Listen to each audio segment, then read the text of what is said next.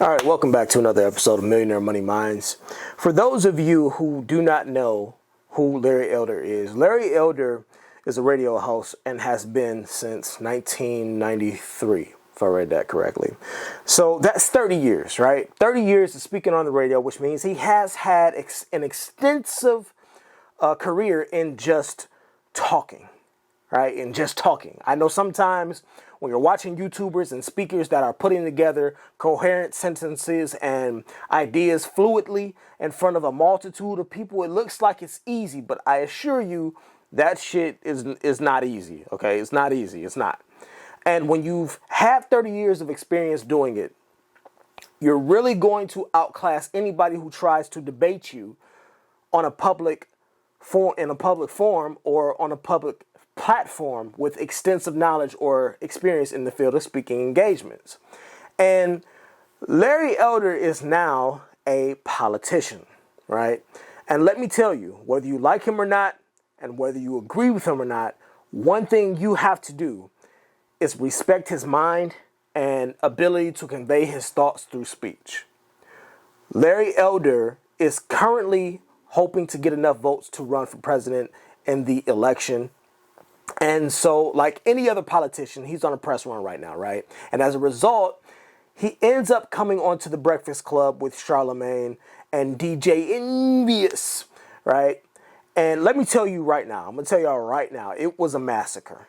This was a massacre.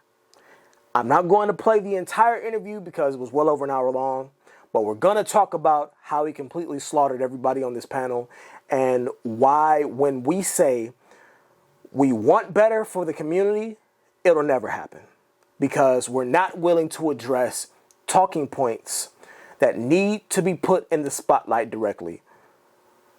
Click a like for that algorithm and let's get to it. So let's jump right into it. Why are you running for president? Well, I'm running as an America First mega guy, and we have an America First mega guy running, obviously. So the question is, what do you bring to the table? You said MAGA. MAGA. Okay.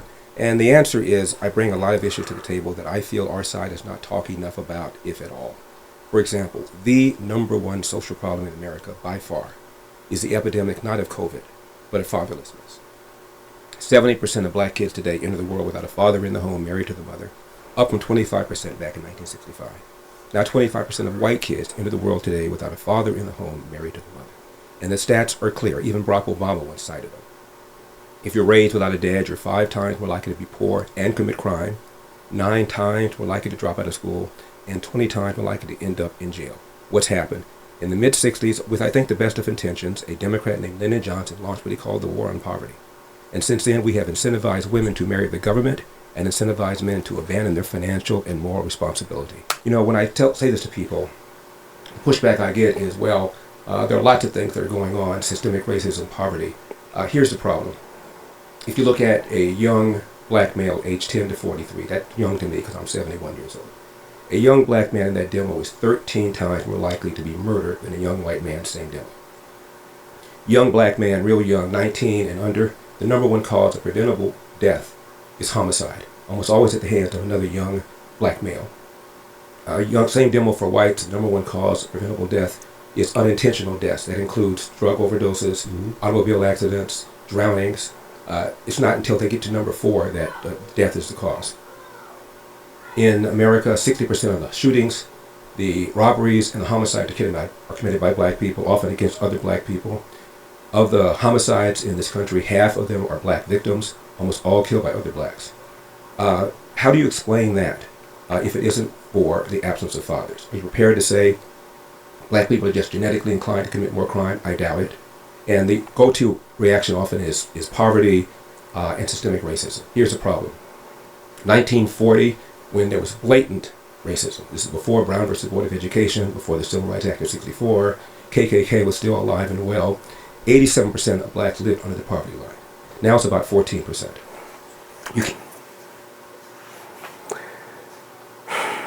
He already cooking. Right? He already cooking. He said during the stint of the KKK, 87% of blacks live below the poverty line. He said now it's about 14%. So, in other words, we can move that chess piece off the board. That's one of the pieces we can move off the board. Let's continue. Can't blame it on poverty. You can't blame it on racism. It is the breakdown of the nuclear intact family, and neither side is talking about it. The left doesn't talk about it because they caused it with the welfare state, and our side does not talk about it because if you're white, you'll be accused of dissing single moms who are heroically raising these kids, or you'll be accused of being a racist, or if you're black, you'll be accused, as I was by the LA Times, of being the black face of white supremacy. Yep. Nobody's talking about that. I am. What are the reasons, Yep. you know, if your statistics are right, what are the reasons that you think fathers aren't in the home? As I said, it's because in the mid-'60s, Lyndon Johnson launched what he called the War on Poverty. In Charlemagne, literally, they sent social workers door to door in the inner city. I remember this. Advising women of the availability of welfare provided there was no man in the house. It created an economic incentive for women to marry the government. Same thing with whites. In 1965, 8% of whites entered the world without a father in the home married to the mother. Now it's about 25%, also up threefold. Look at census data, 1910, 1920, 1930, in places like Milwaukee, Chicago, Philadelphia. A young black kid was slightly more likely to be brought into a world with a father in the home married to the mother than a young white kid. We have incentivized this kind of bad behavior, and it's had a disproportionately bad effect on the black community. Let me ask you a question. What do white people do wrong? What do you mean? What?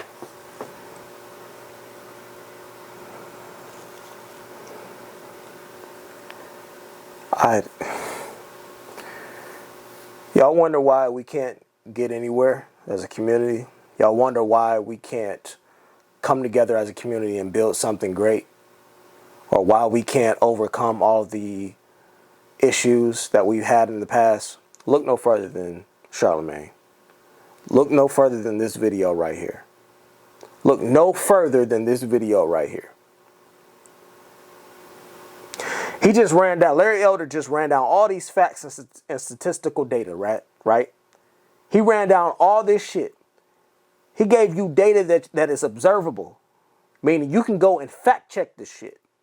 He ran down all of this, and after all of that, Charlemagne's response to all of that, which he included white people. Let's get that out the way first. He included white people in that demographic as one of the races that were severely affected by the new court laws. Right? He said up threefold. White people have been affected as well. So he included them. But after he gave all that statistical data, Charlemagne's response was, so what have white people done wrong? Are you Before I go off, let's get to it. We're going to get to it. We're going to get to it. We're going to get, trust me. What do white people do? I'm not worried about white people. I'm worried about what's going on with us. Absolutely. If there's systemic racism in this country, which we know it is. No, I don't say there is. You say there is. I don't believe that. Oh, you don't believe this? No, there used to be, obviously. Tell me what you think the number one systemic example of systemic racism is in America. Oh man, there's so many. Just give me the most important name one then. But at the top of mind, I'll probably maybe say mass incarceration. Maybe. Really? During the Great Depression, when 50% of black adults were unemployed, you didn't have this kind of mass incarceration. Killed him. Absolutely obliterated his point right there. Banished him to the shadow realm with what he just said. Charlemagne said, give me an example of what you're talking about with systemic racism. Charlemagne's response was, well, mass incarceration off the top of his head. And what did Elder say? Really? Really? That's what you want to focus on? That's what you want to focus on? Let's rewind and see. Let's see what he said again. One more time for the people in the back. Say there is. You say there is. I don't believe that. Oh, you don't believe this? No, there used to be, obviously. Tell me what you think the number one systemic example of systemic racism is in America. Oh man, there's so many. Just give me the most important one you think. But at the top of mind, I'll probably maybe say mass incarceration. Maybe. Really? During the Great Depression, when 50% of black adults were unemployed, you didn't have this kind of mass incarceration. He said during the Great Depression, when 50% of black Americans were unemployed, you did not have this type of mass incarceration. Obliterated them. Let's keep going. Killing them with facts. It's the breakdown of the family. There's I'm not going to. I agree with the family part. I'm a black man who is a father to his children, and I'm a happily married black man to a We black don't need you to woman, run so I'm down your never gonna credentials, argue Charlemagne. that We one, already know who you are. I just feel like everything is black with you. Black is wrong. Black people do this, and black people. You feel like that because you're emotional. And Charlamagne ain't the only one to feel like that. It's a lot of y'all that feel like that too. Black, stop talking about blacks. What about the whites? What about the whites? It's a lot of people that feel like Charlamagne. That you're being, because you're taking it as an attack because you're emotional about it. That's why. That's why. You're emotional about it because you're taking it as an attack. And what Larry Elder is saying, hey, there's some extensive issues that we need to address here. This is not a time for you to be in your emotions about it. Why can't we broach these topics without you being emotional and taking it as an attack? That's why you feel the way you do. We'll do that. And when I asked you what white people do wrong, you said you're not worried about white people at all. I'm talking about the damage, disproportionate damage going on in the black community. For example, look at these smash and grabs that are taking place in Los Angeles where I live. There's a suburb called Glendale where at a mall recently, a mob of 30 to 40 people, they had masks on, but one guy got popped. He was black. I think most of those who were doing this were black. And in recent years and times, there have been a number of these in places like Chicago, places like New York. If I were involved in something like that, Charlamagne, I grew up with a dad, just as you're raising your own children. I would have been more afraid of my father than I would about the cops catching me. These kids are afraid of neither. They don't have a father in the home. Cops are demoralized. They're pulling back. For me, it was my mom. Is short. And as a result, you tell a bad guy you're less likely to be caught, convicted, incarcerated, crime goes up. They may be criminals, but they're not stupid. Mm-hmm. When you say, what do white people do? I mean, this is a country that has struggled mightily to get over its historic racism. There was a civil war. There was a big civil rights movement. This is the only majority white country that's ever elected a black president, let alone re-elected a black president. The three biggest cities in America are New York, Chicago, LA. They all have black mayors, even though no city has a majority of black population. The president of Harvard is a black female. Martin Luther King in 1966, Charlamagne, gave an interview to the BBC. This is 2 years after the Civil Rights Act of '64 got passed. And he said, I'm amazed at how many positive changes there have been in America in the last 2 years. Why, if things keep going like this, we could have a black president in about 40 years' time. Do the math. Right on cue, Barack Obama, elected 2008. He didn't say there'll be a black female president of Harvard, and there has been. He didn't say there are going to be black CEOs of Fortune 500 companies, and there have been several. He didn't say the percentage of the House would equal the percentage of black people in the population, and it does. He didn't say the three largest cities would have black mayors, and they do. He didn't say the largest and most prestigious organization of doctors, the American Medical Association, would have 2 black presidents, and there have been. He didn't say the most prestigious organization of lawyers, the American Bar Association, would have 2 black presidents, and they have. Let me tell you the reason why he's doing this. The reason why he's running down all this data, right? He's giving an account for all of these moments and situations and cases where we have black people in positions of power. That's what he's doing, and that's what he's talking about, and that's why he's doing this. He's removing all of the counterpoints that somebody might have to say, oh, well, we don't have any black people in power making any decisions. Now, you can't say that. You can't use that excuse. That's why he's running down these facts. But I want to get to the point to where we have this. She's right here. Let's get to this point right here where you have, in my opinion, a black woman come on, strong black woman, who is insufferable, in my opinion. And he handles her with so much class and dignity. Even through her terrible attitude and her demeanor. Let's watch. Black people from working hard. 1990s. Okay. Mr. Elder, quick question. Let's just remove the word racism, since that seems to be a word that triggers, a conversation down the water hole. Let's just focus on the word system. Okay. You mentioned that the system was the one that discouraged. And again, we have no problem with agreeing that the black family should certainly has some room for some improvement. But let's just focus on system. You said the system. Well, we're not going to go down that water. We're not going to go down that water hole. Let's get to the question. So the question is, you said that the system encouraged black women to be single mothers, correct? I said the welfare state, yes. The system. So who's in charge of the system? Who was in charge of the system? Well, it was Democrats that passed it.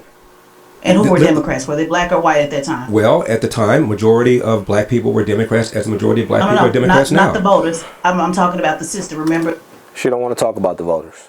You know why? Because it destroys her argument. Don't want to talk about the voters because the voters destroys their argument. So let's remove that and let's just focus on my question.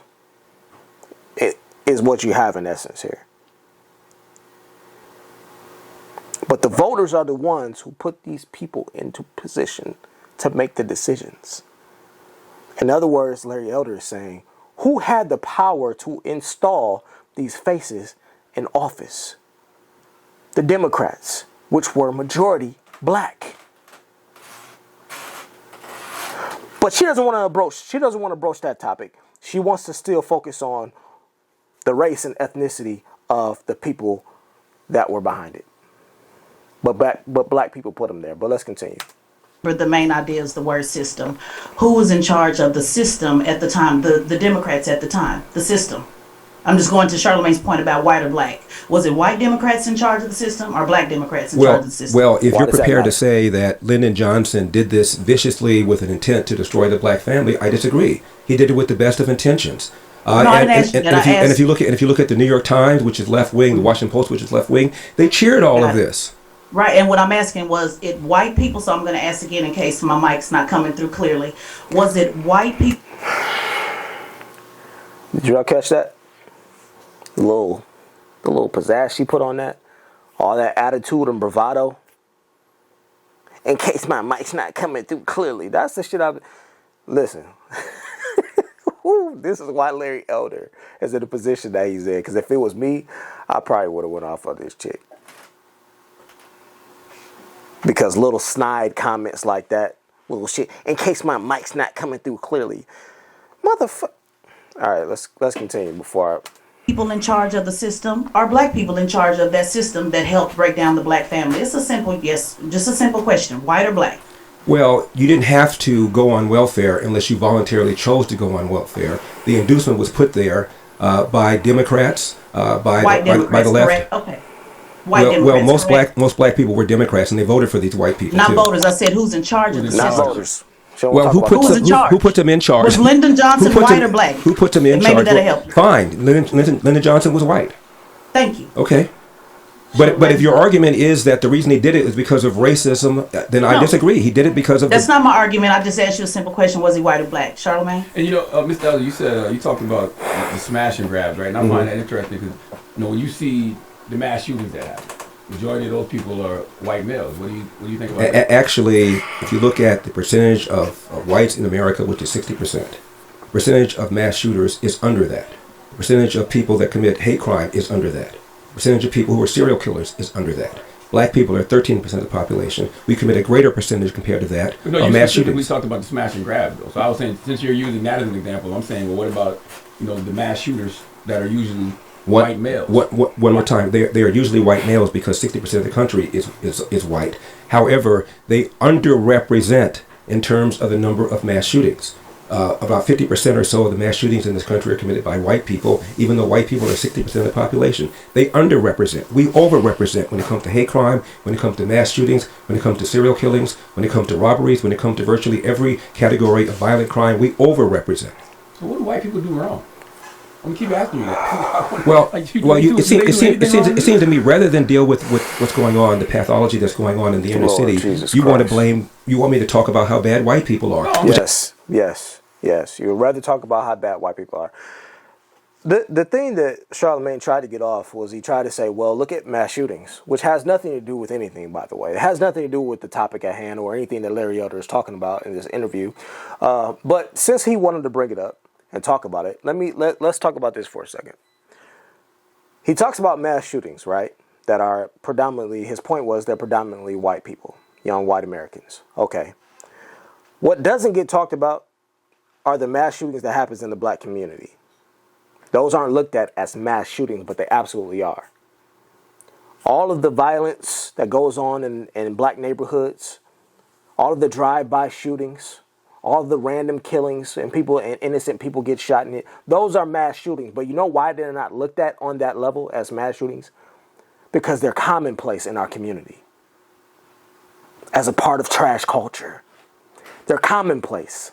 So they're not looked at as mass shootings. That's just another Wednesday for us, right? That's just another instance. That's just another news channel. That's just another news story. We get about 2-3 of those every day. Which I don't think is a particularly productive thing to do. I think there's a cause and effect, but if we can't talk about the cause, which I believe is systemic racism and white supremacy, the FBI says. Well, I just told you, if it's systemic racism, please explain to me how it was when America really had systemic racism in 1940. 87% of blacks lived under the poverty line. Again, this is during Jim Crow era. My father is from Athens, Georgia, grew up in Jim Crow. My mom is from Huntsville, Alabama, grew up in Jim Crow. 87% of blacks live below the poverty line. This is before Brown versus Board of Education. You did not find these kind of black on black crime. But they still were living below the poverty.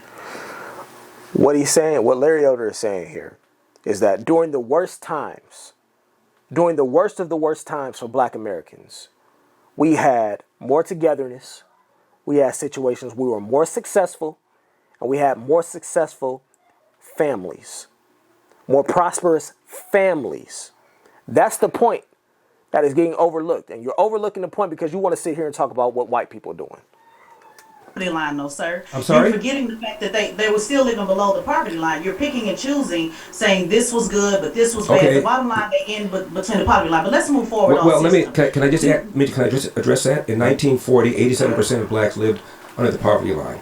1960, that number had fallen to 47%. That's a 40-point drop in 20 years. That's the greatest 20-year period of economic expansion for black people in the history of America. Again, well before Brown versus Board of Education, well before the KKK imploded, well before we had race-based preferences. Why? Because it was rare for a black kid to be raised in a family without a father in the home. A strong belief in Judeo-Christian values, a belief in patriotism, even as America wasn't applying these values to black people, obviously. And a belief in entrepreneurship. All those things are now under assault by organizations like Black Lives Matter, Cheryl. 5 years, that whole area was rebuilt. It was not even called the Black Wall Street until after. I want to find the point where... Because of you and the drive you put into it. We're not going to have a conversation. You're not even appreciating what you've done to your son.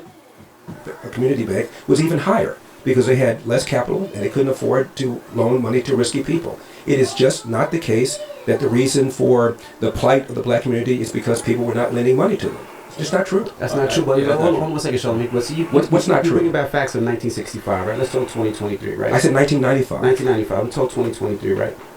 My son will be successful in real estate and successful in buying a house. You know why? Because his father owns a house. Because of you. Owns a house, right? But my father because of you and the drive. Because of you and the drive you put into him. Not own houses. Because of you and the drive you put into him. We're not going to have a conversation. You're not even appreciating what you've done to your son. I'm just asking you a question. I just let you speak. I'll let you talk. Okay. I can talk. We have a conversation. All right. When we talk about it, right? It's harder for our community to get loans, right? And not just because of poor credit scores. It's because of where the areas are. You talked about the Asian community. A lot of the Asian community have their own banks and they're able to process and get. The fact that DJ Envy is sitting here as a multimillionaire is a testament to exactly what Larry Elder is saying. The opportunities are there, right? And I'm not going to go through this. This is an extensive interview. If you have not seen the entire thing, I recommend that you do it because this chick that's right here, she ends up going off on a tangent as she does, and she's completely and absolutely emotional in it. And this was a masterclass showing of composure, of patience, and intellect. And the major takeaway from this, for me, was a clear distinction between those that say they want better and those that are willing to bring their people to the front of the class and hold them accountable in front of everybody to achieve better.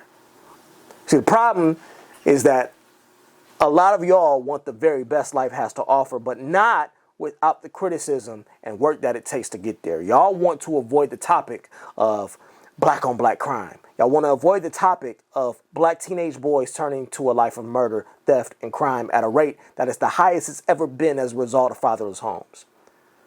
Right? How out of every demographic is the black dollar that spends the most money on hair, makeup, and clothes. And is at the bottom of the list when it comes to the poverty line here in America, despite having more opportunities and access to more knowledge than our ancestors ever had. Because y'all want to sit up and talk about what white people doing. Y'all would rather sit there and talk about how we were slaves and how everybody is against you and ops and how you got haters preying on your downfall and how the laws aren't for you. Okay, bro, we get it. We get it. So now that you know all of that, now that you know what the playing field looks like and how you have all the knowledge about your supposed enemy that's holding you back, now what? Now what? Huh? What we do now? What's the next step? Nobody ever has the answer to the next step. The same people that complaining about all this shit that white people doing or has done, nobody ever has a solution. What's the next step? How about before you fix the shit going on with white people, you get your own backyard in order and in your homes, get your homes in order first. How about we stop having kids with the very worst and bottom of the barrel ass niggas that the black community has to offer? How about you take some accountability and accept the fact that you got people in your own community running scams, stealing from you and yours, and their families and friends are hiding them from the police and authorities? How about we address the fact that we uphold, uplift, and pedestalize all the most egregious shit in our music, history, and character? How about we talk about how little girls know how to twerk before they know how to read? We got the history, bro. We got it all. We understand. We get it.